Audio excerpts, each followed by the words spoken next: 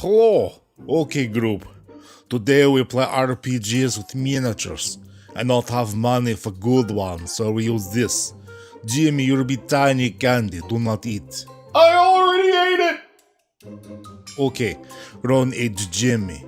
Jimmy, you'll be keys. Billy, you gonna be Lego piece. Billy? Where did Billy go? He went to the kitchen to cook some food. Okay, Billy be Lego man. Sarah, you be green army figure. Sarah, get off phone. Okay, never mind. We not use miniatures. You all go die in fire. I go find new friends. Hey, what miniature did I get?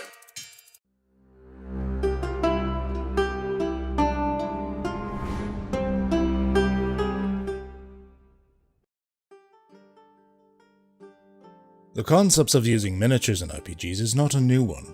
In fact, the original Dungeons & Dragons evolved from miniature wargaming, except instead of controlling entire armies, you only controlled a single person. But as time has moved on and RPGs have changed and evolved, what about the use of miniatures? Should we still use them? And if we do, what sort of map or terrain should we use? What sort of measurement systems? Let's get through some of these answers, shall we? So let's tackle the first question. Should we even still be using miniatures in role-playing games? This is a tricky one to tackle. There's no real definitive answer of yes or no, and can depend entirely on the system you're using, your group's preferences, and even the particular situation you're playing out. So for those times you don't want to use miniatures, what do? Well, this is commonly referred to as theater of the mind. Theater of the mind is when you just imagine the scenario and everyone mentally keeps track of where everything is in the scene. However, depending on the system, theater of the mind can get a little messy and tedious during the tactical situations like combat. This is why the answer of should we use miniatures is a hard one to resolve. In any RPG system, it is perfectly possible to use theater of the mind for all situations, but not always easy. In a game where measurements and tactics are a key point to the system, like Pathfinder or Dungeons & Dragons, theater of the mind can cause frustration if not meticulously tracked, especially in large, more complicated encounters. Whereas streamlined and slightly more interpretive rule systems like Fate and Burning Wheel can be much more easily tracked without the use of precise markers, but that does not mean you wouldn't want to use them sometimes anyways. So should we use miniatures based on the system? I want to say a soft yes. I have personally run Pathfinder and Dungeons & Dragons games where I've played many encounters in Theater of the Mind quite successfully, but then during important encounters or ones where tactics would be a prime aspect to the encounter, I have found using miniatures almost necessary.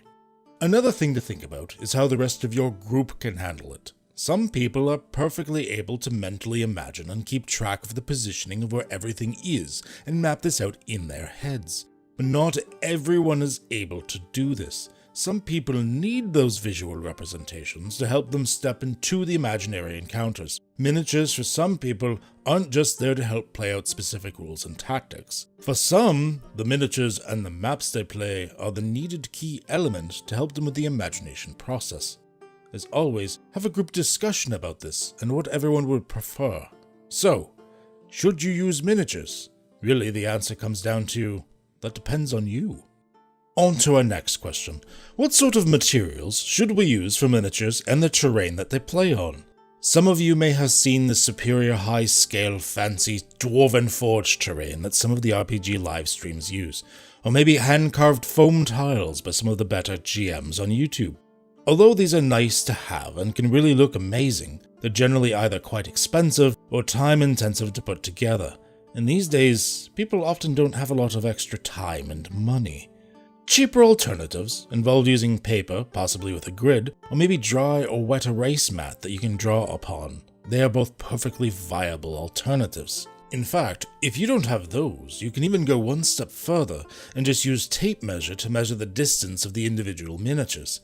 As far as miniatures go, you don't have to all have professionally painted expensive custom miniatures, as nice as they are. There are cheaper alternatives like Reaper Bones series, or even cheaper yet, just buy a small plastic figures from the dollar store of your country's equivalent. Frankly, anything can represent miniatures. Spare dice, candies, a bit of fluff from your pocket. As long as you can tell the difference from them, it doesn't really matter what you use. In fact, as a GM, I made a series of generic wooden miniatures to use for the game. Each wooden piece is a number wood burned into it to help tell them apart. The key here is just to use whatever you have the resources to use. If you want to use miniatures, it's more about using it as an aid to help measure and visualize the world they're representing. What they specifically are isn't as important. Also, we are in a great digital world now. If you have a nearby TV, computer screen, projector, or multiple compatible devices, you could use services such as Roll20 as a digital medium instead of physical. So to answer the question, what sort of materials to use for miniatures and terrain? Whatever you have handy. And remember that systems that ask for a grid can also be played with a tape measure. Most grid systems run off of 1 inch equaling 5 feet, or for those of us in the rest of the world, approximately 2.5 centimeters equaling 1.5 meters. Did I get you a firm yes or no answer to all of this? No, because there is none. Use them if it's best for you. If that's what you would have the most fun with, then do that. That's really the best answer that I can give. Have a good one, eh?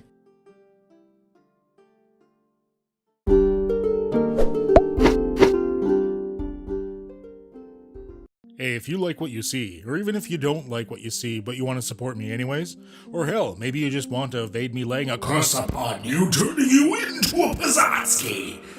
Either way, subscribe to my channel. Maybe give a thumbs up to the video. Show a fellow geek some love.